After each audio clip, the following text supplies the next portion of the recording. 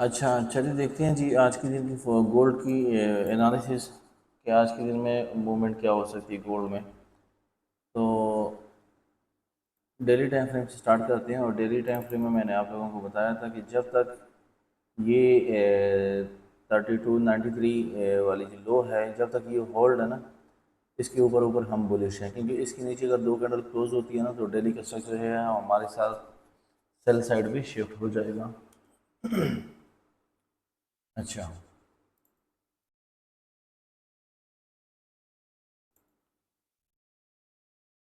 H4 में चलते हैं और H4 में देखते हैं कि H4 में हमारे पास क्या है।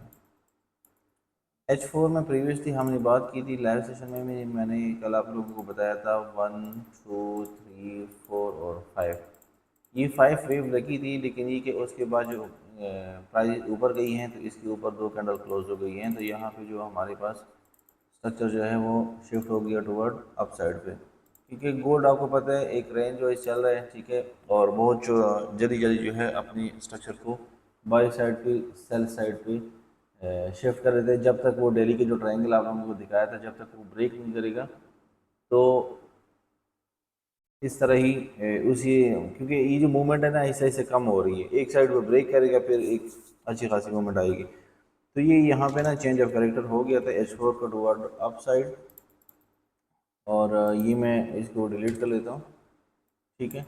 अब वो देखें, अगर ये एक इम्पल्स है तो, क्योंकि हमने एक्सटर्नल वेव भी देखनी होती है, हमने इंटरनल वेव भी देखनी होती है, ठीक है। ये देखिए 1 2 और ये 3, ठीक है।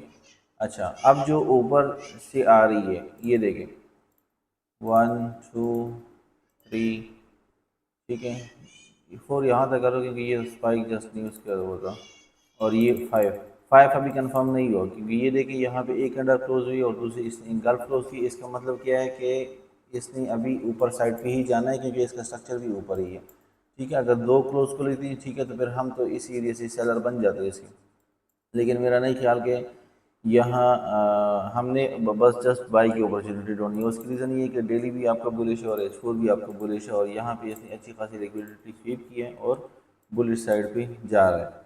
तो इसको मैं ख़त्म कर लेता हूँ, और ये आपके जहन में हो कि ये, अगर मैं आपको यहाँ पे मार्क कर दूँ, ये देखिए ये लिक्विडिटी जोन था, ये हमारा बाई वाला सेटअप था कल, ये,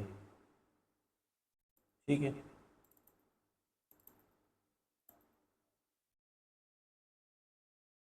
सपोर्ट, अच्छा, अब देखें कि इसका टारगेट ना ये होना चाहिए, ठीक है, 75, बस ठीक है, इतनी है, ठीक है।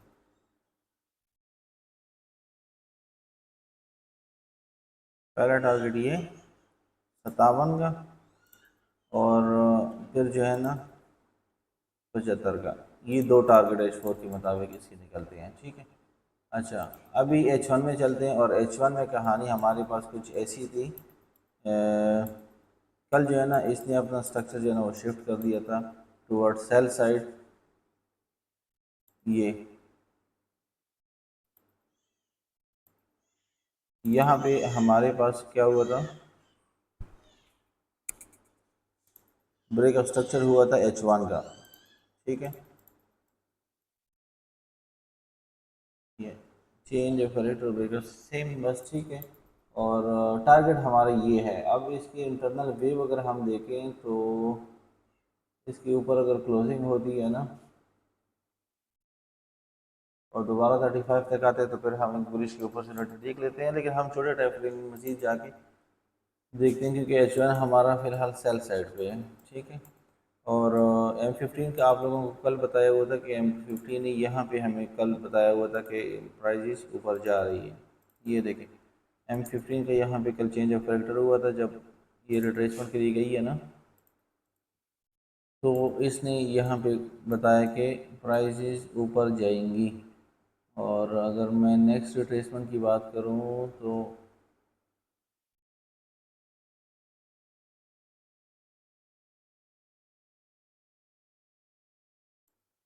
यहाँ पे इसने ना रेंज बाउंड किया हुआ है और ये गैप में भी ओपन है, तो ये देखिए यहाँ पे इसने चेंज ऑफ करेक्टर किया हुआ है, यहाँ पे ब्रेक किया है, यहाँ पे दोबारा ब्रेक है, यहाँ पे दोबारा चेंज ऑफ करेक्टर है। तो सिंपल आप इसको ना सिंपल रखें, ठीक है। आप देखिए यहाँ पे M15 में कभी ब्रेक ऊपर कर रहे कभी नीचे कर रहे, तो इसको सिंपल रखें कि आप बस बाय ढूंढें, ठीक है। बाय हम किस तरह ढूंढेंगे, मैं M5 पे आ गया, आप देखिए ना ये सारा रेंज आउट है, ठीक है। तो यहाँ पे कुछ भी ऐसा नहीं है, ये जस्ट इस ऑर्डर ब्लॉक से उठा हुआ है, ठीक है। अब M5 में मैं आता हूँ, ये इसने ऊपर क्लोजिंग दे दी है, ठीक है। ये अब यहाँ पे हमें कोई रिट्रेसमेंट मिलती है ना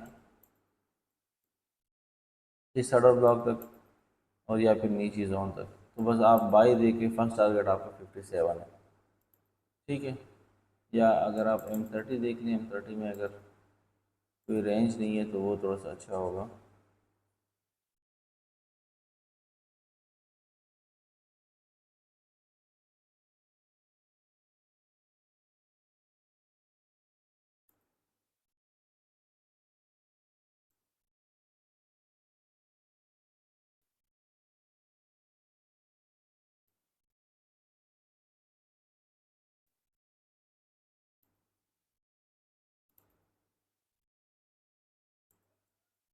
वही एरिया बन रहे हैं जी। बेशक आप इसको दो हिस्सों में डिवाइड कर दो या एक हिस्से में डिवाइड कर दो, पहला वाला आपका एरिया यही है 38-39 वाला, दूसरा एरिया आपका बन रहा है 34 to 32। जिस एरिया पे भी आए और इस पे आप बाई देख सकते हैं 57 और 75। बाकी हम देख लेते हैं, देखेंगे कि मतलब एन वाई सेशन में स्ट्रक्चर क्या बनता है, लेकिन ये कि आज का ट्रेंड इसका मोमेंटम जो है वो बुलिश ही बता रहा है, तो ये हमारे पास टारगेट होनी चाहिए, ठीक है। थैंक यू वेरी मच जी। अगर वीडियो आपको अच्छी लगी तो अपनी राय कमेंट में ज़रूर बता दीजिएगा, और अगर किसी को कोई क्वेश्चन हो तो भी कमेंट कर सकते हैं। थैंक यू सो मच, अपना ख्याल रखिएगा जी, अल्लाह हाफिज़।